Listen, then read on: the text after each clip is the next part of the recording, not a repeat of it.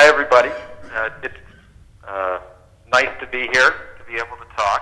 My name is Michael Cooch.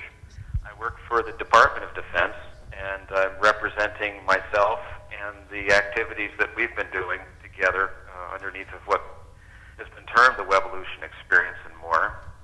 I'm an evangelist and maybe more of an artist. I've found with all of my studies, Web 2.0 mashes up so nicely with what philosophers and physicists have been doing for a long time, over 200 years, talking about and exploring. And it works so well to really bring things closer to reality if we can get people on board with it. The problem has been the same all along. It's that problem of time, and you've heard, everybody has heard everybody else say, I don't have it, I don't have time. You can go ahead and turn the slide. Lucas, okay. Please. This is a little bit about me. Something I've really enjoyed over the past is systems, or system dynamics modeling, which really helps us get into things and into looking at the complexity of them, and everything being heavily driven by human performance in combination with the system and the system's performance.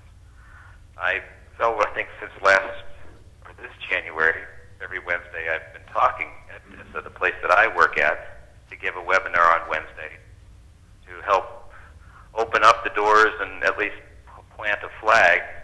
And I'll show a flag later on in the slides. Go ahead and turn, Lucas, please. Okay, ready. So the issue again is time. We can be looking at something and it all looks just the way we want it to, and we turn around 360 and we say, oh my goodness, look what's happened. This, say this cove here and this coastline was a beautiful forest, and the next thing all we have is what you see. And it's just one period of time, but with many people redundantly working upon what everyone realizes to be the direction we're headed. Boxes, everybody. We're all in boxes and straight lines. Go ahead and turn. Okay. Alan Watts back in 1966 said the world is wiggly, and the biggest problem humans have is that we just can't make something of it for what it is. And he shows in one of his books that in throwing a fishnet down upon things, what we like to do, we like to break it up. We like to break it up to make it simple. Well, that was a problem in '66, and today, like I said, we've got Web 2.0. The things that we like to do with complexity are no longer a problem, as long as we can get people turned on to what context and information in terms of context is, and to use the tools like Wiki and social networking, which are really very simple. Elegant organization. It really does work. Go ahead and flip the page, Lucas. Okay.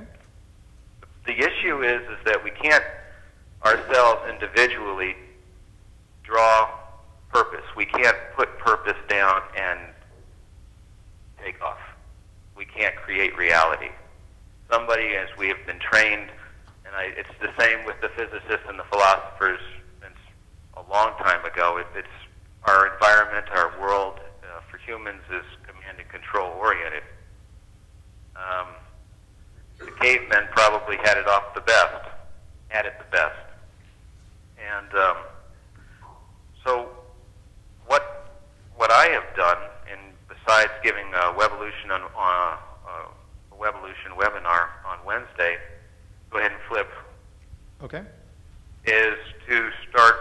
This was intended to be within DISA to open up the doors, the concept, the idea of a creativity support system, and we call this synchronicity.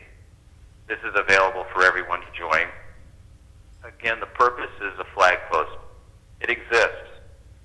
If someone or everyone didn't know that someone already did make it to the top and put in a flag, are there going to be as many followers? Synchronicity is not going to go away. What's special about synchronicity and everything else that we do, we tend to follow the purpose of someone else, follow the purpose through what has been crafted in an instruction, an initiative, a funded activity. Synchronicity is none of these. It was just done. So there's no, as the money goes away, synchronicity does not, versus many other things do. They're stilted on that.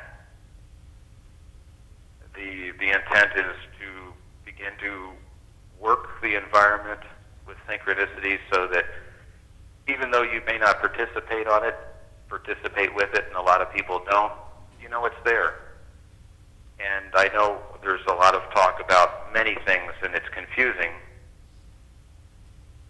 It's different. It's intended to be different because it's a creativity support system. Now the big thing that's happened is we've created Federal Wave.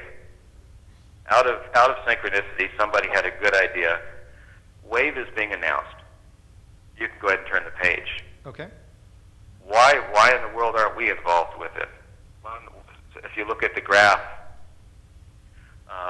the government has been following along nicely, and then technology is exponentially growing, whereas our following along nicely tends to be more linear.